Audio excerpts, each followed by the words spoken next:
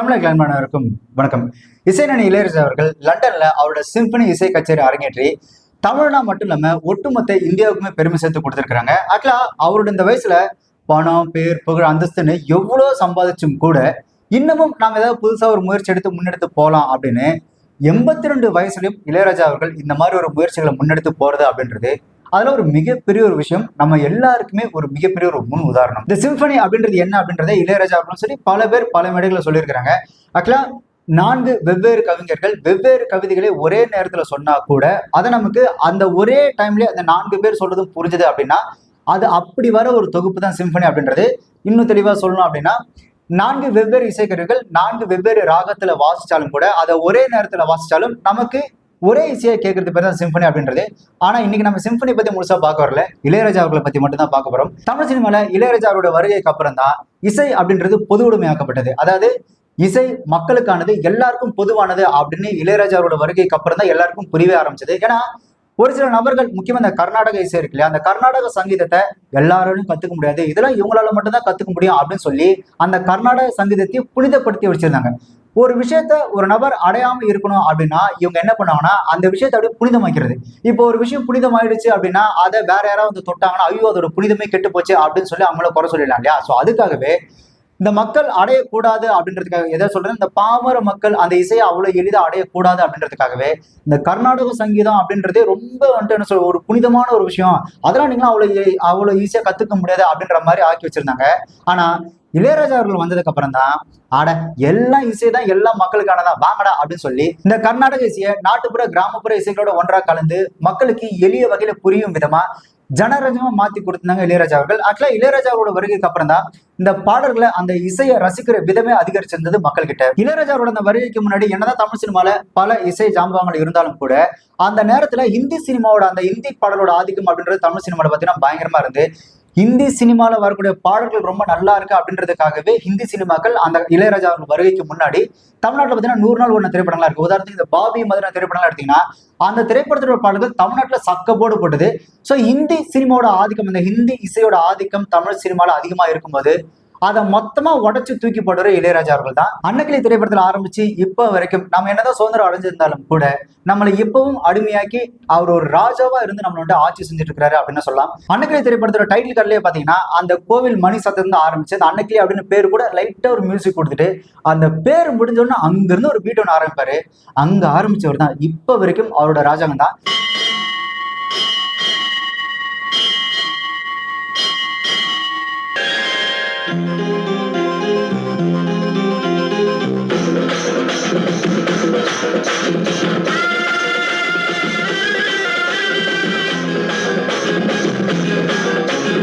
அந்த திரைப்படத்துல இருந்து அத்தனை பாடலும் பாத்தீங்கன்னா பயங்கரமான ஹிட். முக்கியமா அந்த அன்னைக்கிள்ளி ஒண்ணு தெரியுது அந்த பாட்டா இருக்கட்டும், அதுக்கப்புறம் இந்த மச்சானா பாத்தீங்களா, இந்த பாடல்கள் எல்லாமே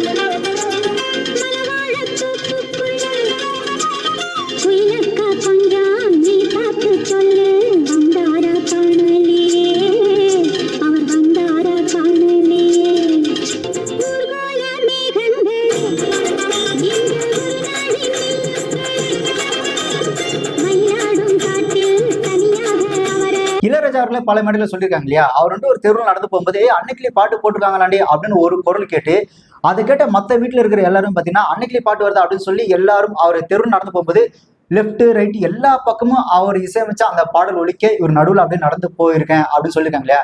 அதுக்குள்ள ஒரு இமேஜினரி நினைச்சு பார்த்தா கூட அவ்வளவு சூப்பரா இருக்கு. ஸோ அப்போ அந்த ஒரு ராஜ நடை போட்டு ராஜா அவர் நடந்திருப்பார்ல, அவர் இப்ப வரைக்கும் ராஜாவாகவே இருக்கிறார். அந்த அன்னைக்கிளி திரைப்படத்துல அவர் இசையமைப்பட்ட அந்த விதம் எப்படி இருந்தது அப்படின்னா தன்னோட தாயிடமும் தன்னோட கிராமத்து மக்களிடமும் கத்துக்கிட்டு அந்த கிராமத்து அந்த நாட்டுப்புற இசையை எல்லாத்தையும் கத்து அந்த அடக்கி வச்சுக்கிட்டு எனக்கு ஒரு வாய்ப்பு வருமான இருங்கடா உங்களுக்கு அப்ப இருக்கு அப்படின்னு ஒருத்தன் அந்த எல்லாத்தையுமே அடக்கி வச்சுட்டு அமைதியா இருக்கிறவனுக்கு அந்த வாய்ப்பு வரும்போது அடிச்சு என்ன சொல்ற ஒரு பட்டையை கிளப்புறாங்கல்ல, கிட்டத்தட்ட அந்த மாதிரி தான் அவருக்கு கிடைத்த அந்த முதல் திரைப்படத்துல பட்டையை கிளப்பி இருந்தாரு அன்னைக்கிளி திரைப்படத்தை அந்த இசையில.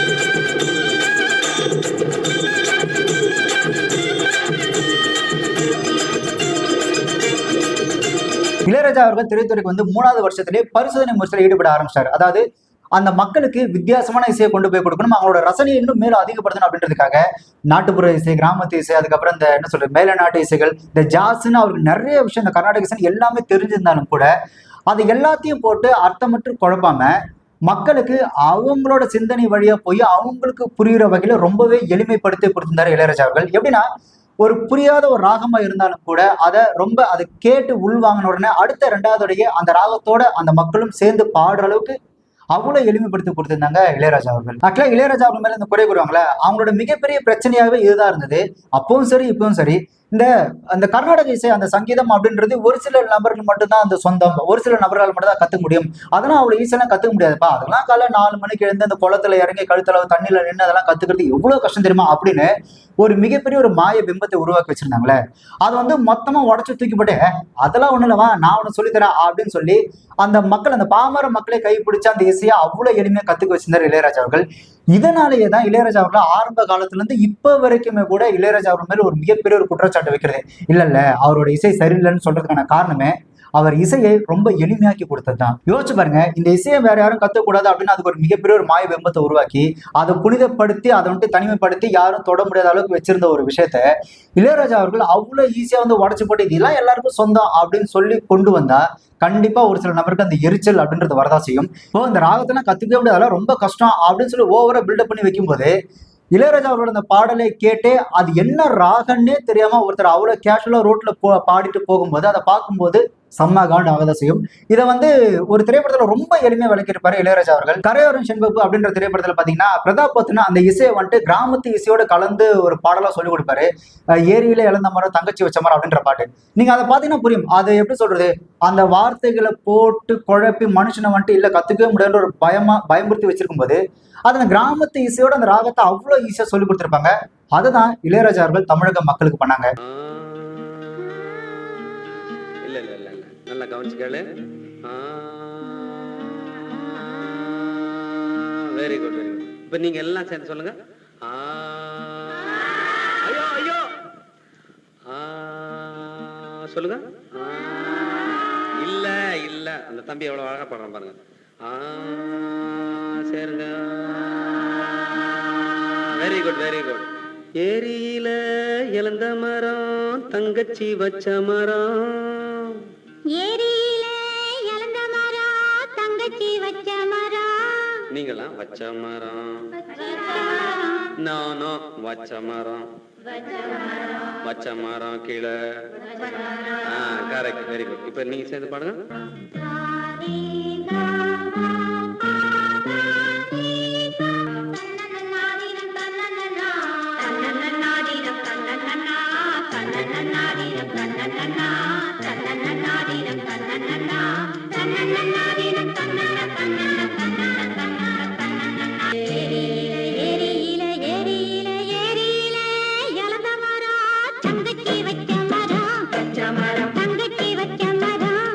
நீங்க இப்போ ஒரு சில ஊர்ல முக்கியமா கிராம பகுதியெல்லாம் போய் பாத்தீங்க அப்படின்னா ஒரு சில ராகங்களை அந்த ஸ்ருதி சுத்தமா அது என்ன சொல்றது அவ்வளோ அந்த ராகத்தை அவ்வளோ தெளிவா அவ்வளோ சூப்பரா பாடுவாங்க. ஆனா அது என்ன ராகம்னு கூட தெரியாது. ஏன்னா அவங்க அந்த இளையராஜா அவர்கள் அந்த ராகத்தை மக்களுக்கு ஏற்ற மாதிரி எளிமைப்படுத்தி அந்த பாடலை அமைச்சதுனால அந்த பாடலை கேட்டு கேட்டு இவங்களும் அந்த ராகத்துக்கு ஏற்ற மாதிரி அது என்ன ராகம்னே தெரியாம அவ்வளவு சுத்தமா பாடுவாங்க. இதுதான் இளையராஜாவோட ஒரு மிகப்பெரிய ஒரு வெற்றி. இது இன்னும் எளிமையா புரியணும் அப்படின்னா கமல் சார் நடித்த அந்த உன்னால் முடியும் தம்பி அந்த திரைப்படம் பார்த்தா உங்களுக்கு இன்னுமே எளிமையா புரியும். ஒரு இசையை கத்துக்கணும், ஒரு இசையின் மீது ஒரு ஆர்வம் இருக்கிறவங்க வந்து அந்த திரைப்படத்தை கண்டிப்பா பார்க்கலாம். அதை விட முக்கியமா ஒரு மனிதன் சக மனிதனை மதிச்சு எப்படி வாழணும் அப்படின்றதுக்கு அந்த திரைப்படம் ஒரு மிகச்சிறந்த ஒரு உதாரணம். எனக்கு ரொம்பவே ஒரு பிடிச்ச திரைப்படம். அந்த திரைப்படத்துல அந்த இசையை வந்துட்டு பாத்தீங்கன்னா ஒரு மிகப்பெரிய ஒரு இசை குடும்பத்தில் பிறந்த கமல் அவர்கள் பாத்தீங்கன்னா அங்க வேலை செய்யக்கூடிய அந்த கிராமத்து மக்களுக்கு அவ்வளவு எளிமையா ஒரு பாட்டு பாடுவார்.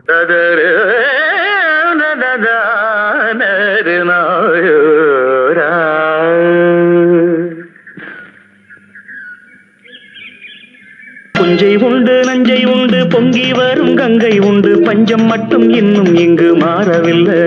எங்க பாரதத்தில் சொத்து சண்டை தீரவில்லை. இந்த பாட்டை அங்க வேலை செய்யற அந்த பாமர மக்களுக்காக கமல் சார் பாடியிருப்பாங்க. அது என்ன ராகம் அப்படின்னு பாத்தீங்கன்னா சுத்த தன்யாசி அப்படின்ற ஒரு ராகம். அந்த பாட்டை கேட்டுட்டு அந்த பாடல் என்னதான் எளிமையா மக்களுக்கு புரியுற வகையில நல்லா பாடிருந்தாலும் கூட அது எளிய மக்களுக்கு போய் சேர்ந்துருச்சு இல்லையா? அதனால அவங்க அப்பா வந்துட்டு கமல் சார்ட்ட வந்து சண்டை போடுவாங்க. என்னன்னா அது வந்து சுத்த தன்யாசி ராகம், அதை நீ இந்த மாதிரி பாடி அசுத்த தன்யாசி ஆக்கிட்ட அப்படின்னு சொல்லி அவங்க அப்பா அந்த ஜெமினி கணேசன் கேரக்டர் சொல்லும். அதுக்கு கமல் சார் கொடுக்குற ரிப்ளை பாத்தீங்கன்னா அதுதான் அந்த ரிப்ளை அப்படின்றத இங்க இருக்கிற அந்த என்ன சொல்றது சங்கீத இசை இந்த கர்நாடக இசை எங்களுக்கு மட்டும் தான் சொந்தம் அப்படின்னு சொந்தம் கொண்டாடின பல பேருக்கு இளையராஜா அவர் கொடுத்த ரிப்ளை. அது என்ன ராகம்னு தெரியுமா உனக்கு? சுத்த தன்யாசி. சுத்த தன்யாசி அது அசுத்த தன்யாசி. அவங்களுக்காக கொஞ்சம் மாத்தி பாடுறதா நினைச்சு ராகத்தை அசுத்தப்படுத்தி சங்கீதத்தையே கழுத்தை நெரிச்சு கொலை பண்ணிருக்கேன். அவங்களும் தாளம் போட்டு ரசிக்கட்டுமே அப்படின்னு கொஞ்சம் ஜனரஞ்சமா மாத்தி பாடினேன். நீங்க தப்பா நினைச்சுக்கலன்னு ஒண்ணு சொல்றேன். ஏழைங்க மனச கர்நாடக சங்கீதத்துல ஐக்கியப்படுத்தணும்னா கொஞ்சம் எளிமையா தான் பாடணும். அதைத்தான் நான் செஞ்சேன். சாஸ்திரிய சங்கீதத்துல சாக்கடை கலக்கிறது மகா பாவண்டா, மன்னிக்க முடியாத துரோகம். மத்தவங்க கற்பனைன்னா உடனே சாக்கடைன்னு ஒதுக்கி தள்ளிடாதீங்க. நீங்க மட்டும் இல்ல, உங்க தலைமுறையே இப்படித்தான் பேசுது. கர்நாடக சங்கீதமும் இருக்கிற எல்லா ராகங்களும் எங்களுக்கு தான் சொந்தம்னு தயவு செய்து ஏகபோக உரிமை கொண்டாடாதீங்க. அது பரம்பரை சொத்து இல்ல. 7 சுரங்களும் எல்லாருக்கும் சொந்தம். அதை வச்சுக்கிட்டு புதுசா சங்கீதம் பண்றது அவன் கெட்டிக்காரத்தனம். இளையராஜா அவரோட இசையை பொறுத்த வரைக்கும் அவர் வந்துட்டு என்ன சொல்றது கிட்டத்தட்ட ஒரு 1000 திரைப்படங்கள் மேல இசையமைச்சரால் கூட நம்மளோட பாடல எத்தனை தடவை கேட்டாலும் சலிப்பே ஏற்படாது. ஒரு நாளைக்கு ஒரு 10 தடவை 50 தடவை கேட்டாலும் நமக்கு பெருசா சலிப்புன்றது வரவே வராது. 1000 படங்கள் இசையமைச்ச இளையராஜா அவர்கள் மேக்ஸிமம் இந்த ரிப்பீட்டட் அப்படின்ற ஒரு விஷயத்தை அவர் கொண்டு வராம பார்த்துட்டார்ல, அதெல்லாம் ஒரு மிகப்பெரிய ஒரு சாதனை. இன்னொன்னு அவரோட அந்த பாடல்களை பார்த்தீங்கன்னா இடை இசைன்னு ஒன்று வரும். அந்த பாடலோட ஆரம்பம் அது ஒரு ரகமா இருக்கும், அந்த வரிகளோடு சேர்ந்த அந்த இசைன்றது அது ஒரு ரகமா இருக்கும். இடை இசைன்னு ஒன்று இருக்கும். அந்த இடை இசை அப்படின்றது பாத்தீங்கன்னா அதுவே நம்மள வந்து வேற ஒரு உலகத்துக்கு கொண்டு போயிடும். இளையராஜா அவரோட பாடலை பொறுத்த வரைக்கும் அவரோட பாடல் ஆரம்பிக்கும் போது வர அந்த ஆரம்ப இசை இருக்குல்ல, அதை நம்ம தனியா ரசிக்கலாம். அந்த வரிகளோடு சேர்ந்து வந்த பாடல் இருக்குல்ல, அதை தனியா ரசிக்கலாம். அந்த இடை இசையை நம்ம தனியா ரசிக்கலாம். அது என்ன சொல்றது ஒரு 3ஆவே பிரிச்சு ரசிக்கலாம். அந்த அவரோட பாடல்கள் ரிப்பீட்டடா வரல அப்படின்றதுக்கு ஒரு மிகச்சிறந்த ஒரு உதாரணம் எது அப்படின்னு பாத்தீங்கன்னா இளையராஜா அவரோட பாடல்கள் மட்டும்தான். அவரோட பாடல் ஆரம்பிக்கும் போது 4 செகண்ட்ல அது இந்த பாட்டு தான் அப்படின்னு நம்மளால அவ்வளவு ஈஸியா சொல்லிட முடியும். இதுதான் அவருட்டு அவரோட இசையில அந்த ரிப்பீட்டட் வராம பாத்துக்கிறதுக்கு ஒரு மிகச்சிறந்த ஒரு உதாரணம். இளையராஜா அவரோட அந்த இசையில அந்த ஒரு பாடல் ஆரம்பிக்கும் போதே நமக்கு வந்து ஒரு இண்டிகேட் கொடுத்துரும், தயாரா இருந்துக்க, இப்ப அந்த மனுஷன் மனசு அந்த இதயத்தை வந்து அப்படியே உருக வைக்க போறாப்ல, உஷாரா இருந்துக்க அப்படின்னு அவரோட பாடலோட ஆரம்பமே நமக்கு வந்து இண்டிகேட் கொடுத்துரும். அதுக்கு மிகச்சிறந்த ஒரு உதாரணம் எது அப்படின்னு பாத்தீங்கன்னா இந்த தென்றல் வந்து தின்னுது அந்த பாட்டு. அந்த பாட்டோட ஆரம்பமே பாத்தீங்கன்னா இந்த தான தந்த தான அப்படின்னு ஆரம்பிச்சு அங்கிருந்து இளையராஜா அவரோட வாய்ஸ் வரும் பாத்தீங்களா, அப்படியே மனசை உருகி எடுத்துட்டு போயிருவாப்ல, அப்படி இருக்கும் அந்த பாட்டு.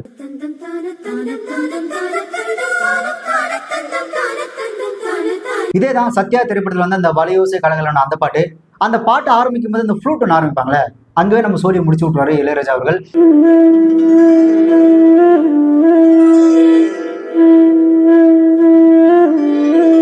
அதே மாதிரி இந்த ஒரு கிளி உருகுது உரிமையில் பழகுது அந்த பாட்டோட ஆரம்பம் அப்படிதான் இருக்கும்.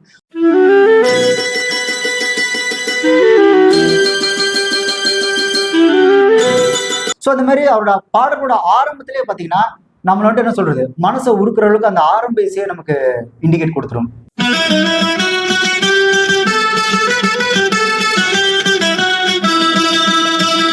இதெல்லாம் விட ஒரு மினி சிம்பனியா நடத்தின பாடல்கள் எது அப்படின்னு பாத்தீங்கன்னா தளபதி திரைப்படத்துல வந்து அந்த ராக்கமா கைத்தட்டு அந்த பாட்டு ஆரம்பிக்கும் போது அந்த வயலின் வச்சு அவர் ஒண்ணு வாசிச்சிருப்பாரு பாருங்க, அப்படி இருக்கும்.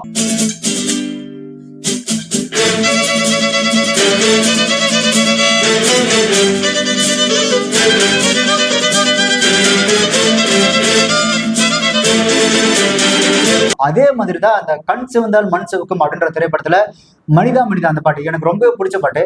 அந்த பாட்டு ஆரம்பிக்கும் போது அந்த இடத்துல ஒரு ஒரு ஒரு கோரஸான ஒரு சிம்பனி மாதிரியான ஒரு இசையை கொடுத்திருப்பாரு, அதெல்லாம் வேற மாதிரி இருக்கும்.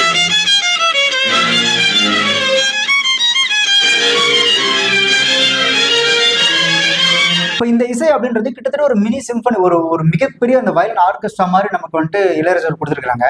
நமக்கு அது என்னன்னே தெரியல அப்படின்னாலும் நமக்காக ஒரு ரசிகன் இதெல்லாம் ரசிக்கணும் அப்படின்னு சொல்லி நமக்காக இவ்வளவு மெனக்கெட்டு கொடுக்குறாருல, அதெல்லாம் ஒரு பெரிய விஷயம். இதே மாதிரி தான் இடைசியம் அவர் பாடல வரக்கூட அந்த நடுவில் வரக்கூட அந்த பீட் மட்டும் பார்த்தீங்கன்னா அந்த பீட்டை மட்டுமே நம்ம தனியாக ரசிக்கக்கூடிய வகையில் இளையராஜா அவர்கள் அமைச்சிருப்பாங்க. முக்கியமாக அந்த 3ஆம் பிறை பாட்டில் வந்து அந்த பூங்காற்று அந்த பாட்டில் வரக்கூடிய அந்த இடை இருக்குல்ல, அது அல்டிமேட்டா இருக்கும்.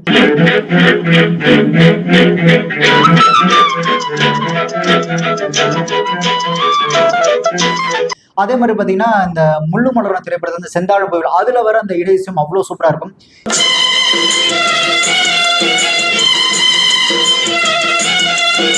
அவரோட அந்த இடையிசையை ரொம்ப ரசிக்கணும் அப்படின்னா இந்த ராதாரையோட இந்த பூவே செம்பு அந்த பாட்டுல அந்த பாட்டுல வரக்கூட அந்த இடையிசை அதை நீங்க கேட்டீங்கன்னா போதும். அந்த பாடல் பார்த்தீங்கன்னா ஒரு மெலோடி பாட்டு மாதிரி தான் இருக்கும். ஆனா அந்த இடையிசை மட்டும் எப்படி இருக்கும் அப்படின்னா அது ஒரு கிட்டத்தட்ட ஒரு வெஸ்டர்ன் டைப்ல பண்ணிருப்பாரு. இது நான் ஒரு ரெக்வஸ்டாவே சொல்றேன், நீங்க அந்த பாட்டை கேட்கும்போது ஒரு நல்ல ஹெட்ஃபோன்ல அந்த இடையிசை மட்டும் நீங்க கேட்டீங்கன்னா ஃபர்ஸ்ட் லெஃப்ட் சைட்ல பார்த்தீங்கன்னா கிட்டார்ல ஆரம்பிச்சு அப்படியே அந்த சிம்பிள்ஸ் வச்சு உச்சி மண்டல சங்குன்னு ஒரு அடி அடிச்சு அப்படியே ரைட் சைட்ல ட்ரம்ஸ் ஆரம்பிச்சு வீணையால உச்சி மண்டல ஓட விட்டு அதுக்கப்புறம் பார்த்தீங்கன்னா தபேலா, அதுக்கப்புறம் அதுல இருந்து ஒரு மிருதங்கம், கடைசியா அந்த பாட்டு முடியும் போது பார்த்தீங்கன்னா வயலினும் மிருதங்கத்தையும் வச்சு அந்த இடையிசை பார்த்தீங்கன்னா அது வேற ஒரு டைப்ல கொடுத்துருப்பாரு. அந்த இடையிசை பார்த்தீங்கன்னா வேற மாதிரி இருக்கும். திருப்பி அந்த பாட்டு அப்படியே மெலோடியா ஆரம்பிக்கும்.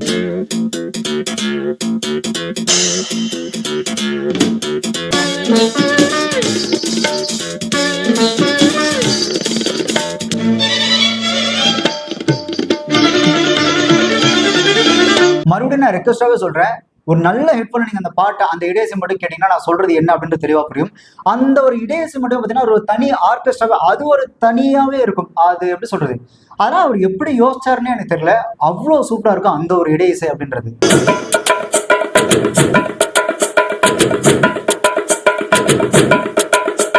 இப்படியான இசையை கொடுத்து நம்மளோட அந்த ரசனையை மேலும் மேலும் அதிகரிச்சுட்டே போயிருந்தாங்க இளையராஜா அவர்கள்.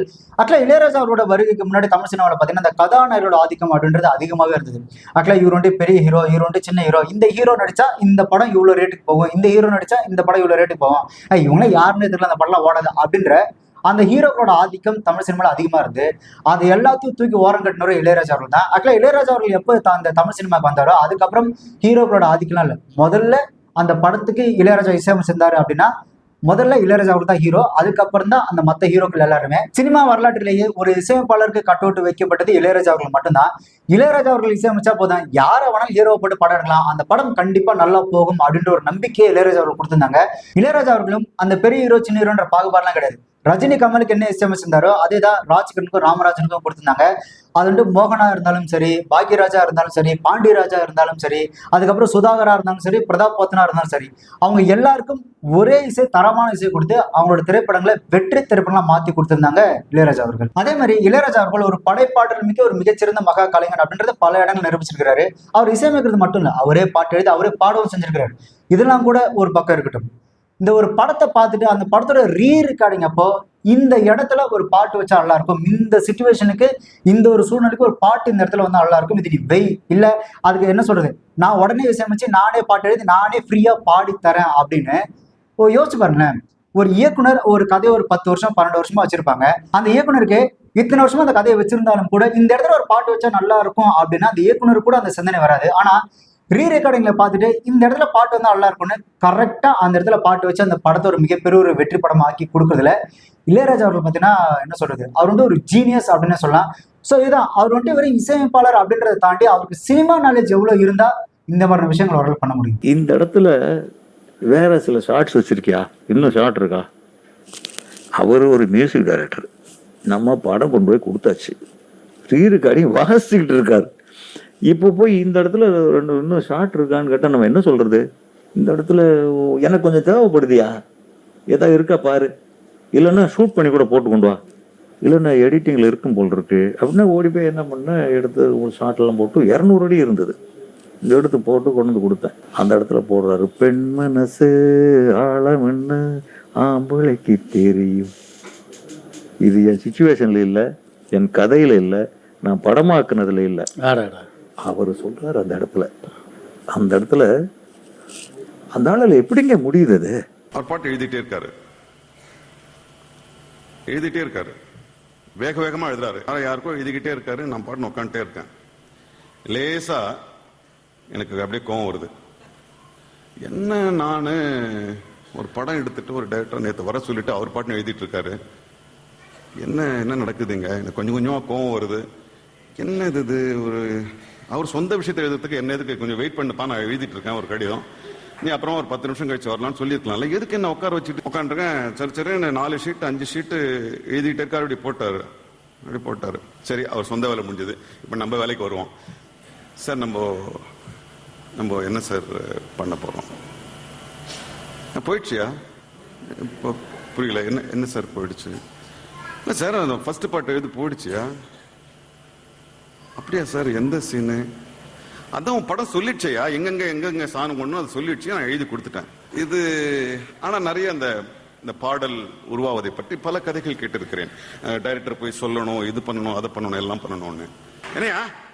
என்ன யோசிக்கிற? இல்லை சார், கேளு.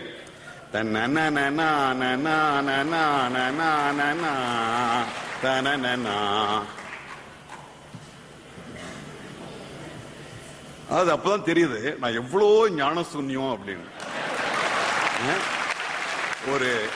ஒரு ஞானி, ஒரு ஞான சூன்யம், ரெண்டுக்கு நடுவில் எப்படி ஒரு கலை உருவாகும்னு தெரியல.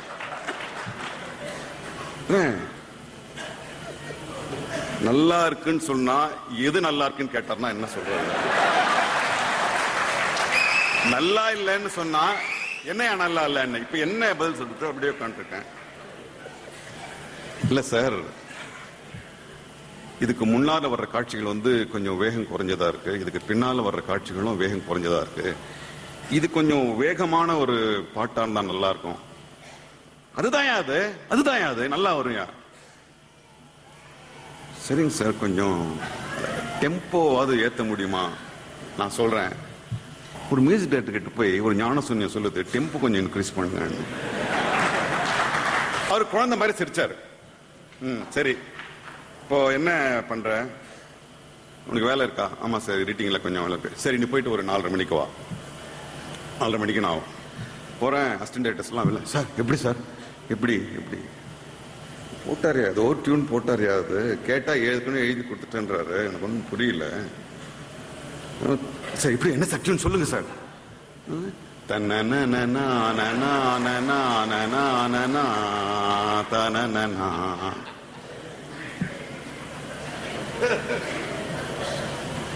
என்ன சைலண்ட் ஆயிட்டீங்க? நானே ஏற்கனவே பயந்து போயிருக்கேன். என்னையா விஷயம்? சார், நம்ம கொடுக்கறதெல்லாம் அப்படியே வாங்கக்கூடாது சார், நீங்க போய் கேளுங்க சார். என்னன்னு சொல்லியா நான் கேட்பேன். நானு அவர் என்ன சீன் கேட்க மாட்டாரு, ஏற்கனவே பாட்டை எழுதி கொடுத்துன்றாரு. எனக்கு ஒன்றும் புரியலையே, நான் எப்படியா போய் நான் என்ன கேட்கறது கேட்டோம். நீ வாங்க கூட வாயேன். இல்ல சார், அது நல்லா இருக்காது சார், நீங்க போய் கேளுங்க சார், கேட்டு வாங்க சார், 4-5 டியூன் போட சொல்லுங்க சார் அவரை. இல்லையா, எனக்கு ஒரு மாதிரியா இருக்கியா? சரி பார்க்கலாம், அது என்ன வருதுன்னு பார்க்கலாம். நான் டெம்போ கூட்ட சொல்லியிருக்கேன், அவர் கொஞ்சம் டெம்போ ஏத்திருப்பாரு.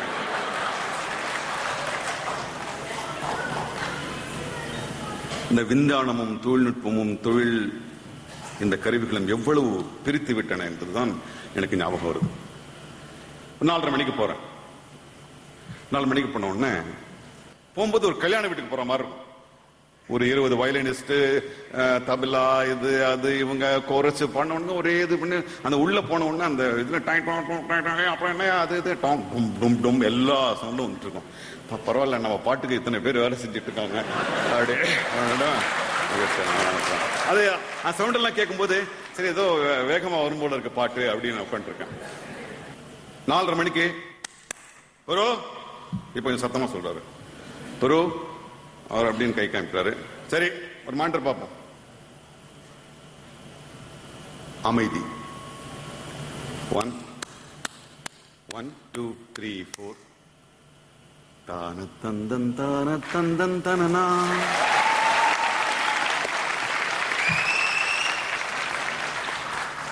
I cried. நான் அழுதேன். பக்கத்துல ஒரு முழங்கால் தான் இருந்துச்சு. முழங்கால். சார் தயவு செஞ்சு நான் மன்னிச்சிருங்க சார், நான் ஏதோ தெரியாதனமா போட்டுட்டேன் சார், நான் ஏதோ சார் ரொம்ப பிரமாதமா இருக்கு சார். முழுச கேளியா? அப்படி உருவானதுதான் தென்றல் தீண்டும் போது சாங். எனக்கு தெரிஞ்சு அவர் ஒரு இசைப்பாளராக இருந்தாலும் கூட சினிமாவை முழுசா புரிஞ்சு முழுசா நேசிச்சால் மட்டுமே இந்த மாதிரி விஷயங்கள்லாம் சாத்தியமாகும். சின்ன தம்பி 1.5 நாள்ல போட்டாரு எல்லா பாட்டியும். நான் சொல்ற ரெக்கார்டிங் நாட் இது கிடையாது. கம்போசிங் 35 நிமிஷத்துல முடிச்சாரு. மொத்தமே 35 மினிட்ஸ் தான். இங்கிருந்து போனேன், அவர்கிட்ட அந்த ரூம்ல போய் பார்த்தேன், கதை சொன்னோன்னு மார்மணி பட்டி கொண்டாடினாரு, தூளியிலேன்னு பாடினாரு, அரசஸ் மன்னன் பாடினாரு, ஓமான்னு பாடினாரு.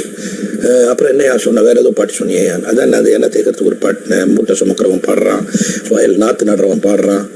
இவங்கெல்லாம் பாடும்போது சுமையை மறக்கிறதுக்கு பாட்டெல்லாம் இருக்கும்போது இந்த மாதிரி வசதிக்கு ஒரு பாட்டு இருக்கா, தலையில தாளம் போட்டு பாட முடியுமா அப்படின்னு ஒரு சுச்சுவேஷன். இது நல்லா இருக்கு அந்த சுச்சுவேஷன். அவரே ஒரு இன்ட்ரெஸ்டோட டக்குன்னு உடனே ஒரு 6 மணிக்குள்ள டக்கு டக்கு டக்கு தட்டிக்கிட்டே இருந்தாரு கொஞ்ச நேரம். ஒரு 2 நிமிஷம் தட்டிட்டு தத்தர தர தத்தி தத்திரு திட்டி திட்டர திட்டி திட்டர பாட்டு. இது அப்பன்னு சொல்லி வந்ததில்லை, பாட்டன்னு சொல்லி தந்ததில்லை நேத்துன்னு பாடினார். அப்போ அப்படியே லைனோட ஒருத்தர் பாரு, என்னையா அதுக்கு கடவுளோட கிஃப்ட் இப்படி இருக்கு இந்த மனுஷனுக்கு. அதே மாதிரி 35 மினிட்ஸ்ல எல்லா பாட்டும் வாங்கிட்டு வெளியே வந்துட்டேன். புரிஞ்சு போச்சு கம்போசிங்.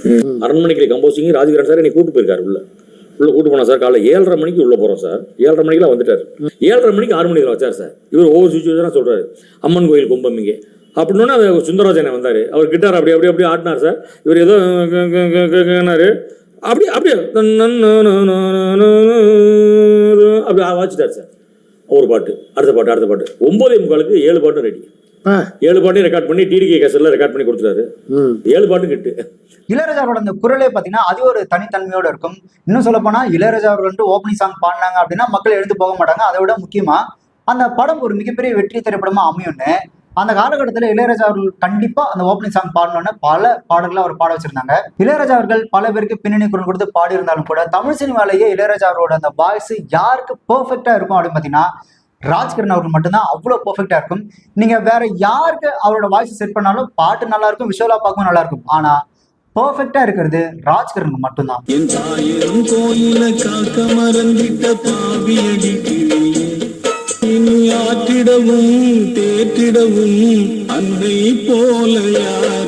இசை அப்படின்றது ஒரு மண் சார்ந்த பண்பாட்டு கலாச்சாரத்தின் ஒரு மிகப்பெரிய ஒரு உதாரணம்.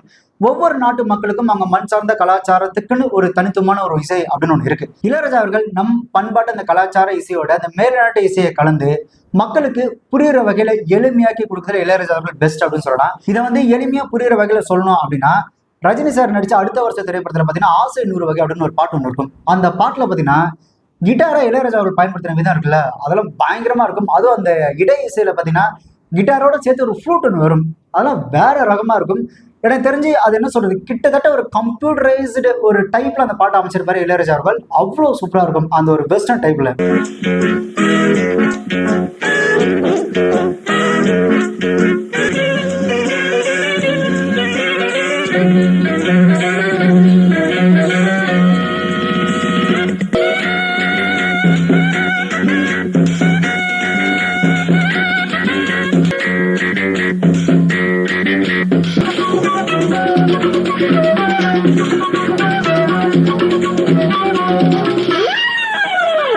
ஆசை 100 வகைப்பா, இதில் 100 சுவைப்பா. அதேதான் கமல் சார் நடிச்ச அந்த பழைய விக்ரம் திரைப்படத்துல இந்த ஓப்பனிங் சாங் இந்த விக்ரம் அப்படின்ற பாட்டு, அந்த பாட்டு பார்த்தீங்கன்னா கிட்டத்தட்ட ஒரு எலக்ட்ரானிக் ராக்ல இருக்கும். ஸோ இந்த மாதிரி பல பரிசோதனை முயற்சியில நமக்காக இளையராஜா அவர்கள் கொண்டு வந்து கொடுத்து நம்மளோட ரசனையை அதிகரிச்சு வச்சிருக்காங்க.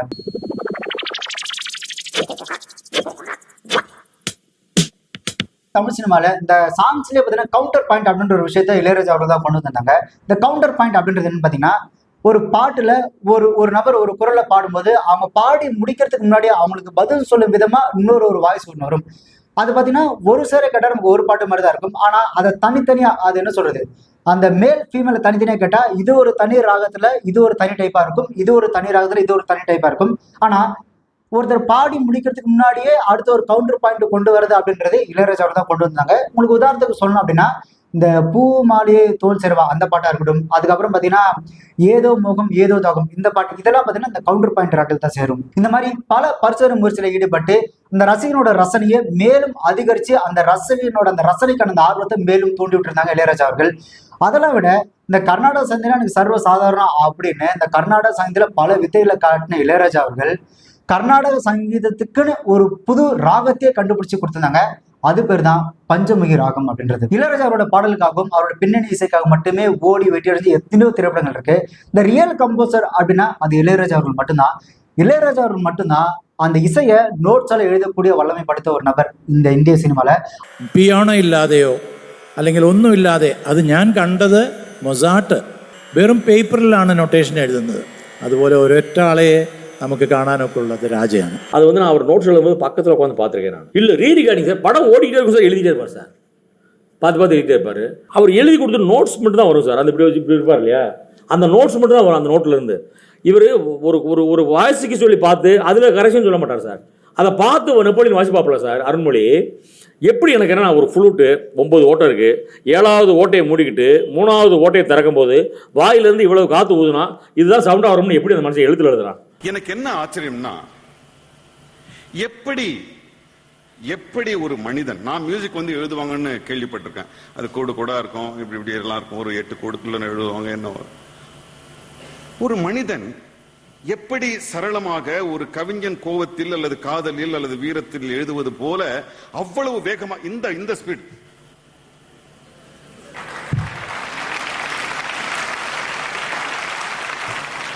எப்படி அந்த தெண்டல் வந்து தீண்டு போது என்கின்ற அந்த பாட்டை அந்த எழுத்தில் போட முடியும்? அது 20 வயலினிஸ்ட் இருக்காங்க, தபலா இருக்கு, இந்த இருக்கு, கோரஸ் இருக்கு. அதே மாதிரி ஒரு வருஷத்துக்கே 53 வாரம் தான், 52 53 வாரம் தான் இருக்கும். 53 வாரம் இருக்கிற ஒரு வருஷத்துல 54 திரைப்படத்துக்கு இசையமைச்சிருக்கிற இளையராஜா அவர்கள். 1984 அந்த ஒரு வருஷத்துல மட்டும் இளையராஜா அவர்கள் 54 திரைப்படத்துக்கு இசையமைச்சிருக்காங்க. அதே மாதிரி 1985 பாத்தீங்கன்னா 52 திரைப்படங்கள் இசையமைச்சிருக்காங்க. அந்த 1983 பாத்தீங்கன்னா 47 திரைப்படத்துக்கு இசையமைச்சிருக்காங்க. 1986 பாத்தீங்கன்னா 49 திரைப்படத்துக்கு இசையமைச்சிருக்காங்க. அவரால் எப்படி இதெல்லாம் சாத்தியமாச்சுன்னு எனக்கு இன்ன வரையும் ஆச்சரியமா இருக்கு. இவ்வளவு திறமையான ஒரு மனிதரை இன்னமும் குறை சொல்லிதான் இருக்கிறாங்க. ஆக்சுவலா அவரை குறை சொல்றது இப்ப இல்ல, அவரோட முதல் படத்துல இருந்து தான் இருக்கு. ஆனந்த விகடன்ல பாத்தீங்கன்னா அந்த அன்னக்கிளை திரைப்படத்துக்கு விமர்சனம் எழுதியிருந்தாங்க. அந்த அன்னக்கிளை திரைப்படம் ஒரு மிகப்பெரிய வெற்றி திரைப்படமா அமைஞ்சதுக்கு காரணமே இளையராஜா அவர்கள் தான். ஆனா அந்த விமர்சனத்துல இளையராஜா அவர்களை பத்தி ஒரு இடத்துல கூட ஆனந்த விகடன் குறிப்பிடவே இல்லை. அது என்ன சொல்றது, நான் தான் ஏற்கனவே சொன்னேன் இல்லையா, இளையராஜாவோட வருகை அப்படின்றது இங்க பல பேருக்கு சுத்தமா பிடிக்கல. அதனாலேயே இளையராஜா அவர்களை பத்தி அந்த அவரோட முதல் படத்திலேயே அவரை பத்தி எந்த ஒரு வார்த்தையும் வராம பாத்துக்கிட்டாங்க ஆனந்த விகடன்ல இருந்த ஒரு சில நபர்கள். அதே மாதிரி ஆண்பாவன் திரைப்படத்தை பார்த்தீங்கன்னா இளையராஜா அவர்கள் இசையமைச்சிருந்தாங்க. அந்த படம் வெற்றியடைறதுக்கு இளையராஜா அவரோட இசையும் ஒரு மிக முக்கிய காரணம். அந்த திரைப்படத்தோட விமர்சனம் எழுதும் போது அதுல என்ன எழுதிருந்தாங்க அப்படின்னா, இளையராஜாவோட அந்த பின்னணி இசை அப்படின்றது டொமுக்கு டொமுக்கு டம் டம் அப்படின்ற மாதிரி தான் இருக்குன்ற ஒரு தோணியில அவரை ஒரு மட்டம் தட்டும் விதமா தான் அந்த திரைப்படத்துக்கு விமர்சனம் எழுதினாங்க. இதெல்லாம் கூட பரவாயில்ல. கமல் சாரோட நாயகன் திரைப்படத்தோட ஒரு மிகப்பெரிய வெற்றிக்கு கமல் சாரோட நடிப்பு எந்த அளவுக்கு ஒரு காரணமோ அந்த அளவுக்கு காரணம் தான் இளையராஜாவோட இசை அப்படின்றது. அதுக்கு அவங்க கொடுத்த விமர்சனம் என்ன தெரியுமா, இளையராஜாவோட 400வது படமா இந்த பிரம்மாண்டத்துல கமல் சாரோட நடிப்புக்கு மத்தியில இளையராஜா வந்துட்டு அவரோட இசையில காணாம போயிட்டாரு அப்படின்ற மாதிரி விமர்சனம் கொடுத்திருக்காங்க. இந்த சமூகம் இளையராஜா அவர்கள் மீது 1000 குறை சொன்னாலும் அவர் என்னைக்குமே ராஜா தான். இந்த மாதிரி ஒரு படம் பண்றேன் சார், என்னோட ஃபர்ஸ்ட் படம் நான் டைரக்ட் பண்ண போறேன், எனக்கு அவ்வளோ காசு கொடுக்க முடியாது. நீ காசு கொடுக்க வேண்டாம், இங்கேருந்து ஒரு பைசா கூட வாங்கல அந்த படத்துக்கு. ரீ ரெக்கார்டிங் டைம் வருது, வந்தால் ராஜா சார் எனக்கு பயம், சம்பளம் கேட்கறாம இன்னும் சம்பளம் கேட்க மாட்டாரு. ரீ ரெக்கார்டிங்காக பார்த்தீங்கன்னா வேற மாதிரி பண்ணுறாரு. அதுக்கப்புறம் இதெல்லாம் பண்ணி முடிச்ச உடனே அதுவாக ராஜா சார் கிட்ட போய் அமர்றாங்க, நீங்கள் கீழே அமர், என்ன அமர், ஏதாவது பயமா இருக்கு, நான் என்னண்ணே சம்பளமே சொல்லாமல் இருக்கீங்க, என்ன ஐயோ என்ன என் சம்பளம் அப்படின்னாரு. திருப்பி வந்து அப்போ நான் இல்லைண்ணே ஏதாவது சொல்லுங்கண்ணே, ஏன்னா இதுதானே எங்களை பொசிஷனு, ஃபைனான்ஸ் வாங்கியிருக்கோம், இப்படி வாங்கியிருக்கோம், இது பண்ணியிருக்கோம், அதெல்லாம் பண்ணியிருக்கோம், ஃப்ரீயான்னார். ஃப்ரீயா என்னென்ன, ஐயோ நீங்கள் தானே ஸ்ரீதர் சார் கிட்ட போய் சொன்னீங்க, சண்டை போட்டீங்க எனக்காக, ஷாக்கு 2 பேருக்கும் என்ன அப்படின்னு பண்ணீங்க முதல் படம் தானே, ஜெயிச்சிடுங்க, அதுக்கப்புறம் பார்க்கலாம். நான் தயாரிப்பாளரும் போது பதறிட்டார் ராஜா, இன்னும் சினிமா எடுக்கிறீங்க திடீர்னு என்ன எனக்கு பயமாக இருக்கணும் படுத்தணும், அட்வான்ஸ் அதெல்லாம் ஒன்று வேணும், கல்கனுடைய பணம்லாம் என்கிட்ட நீ படுத்த முடியும், போங்க படுத்த முடியும், போங்க, ஒன்றும் வாங்க மாட்டேன், 2 படத்துக்கு வாங்க மாட்டேன்.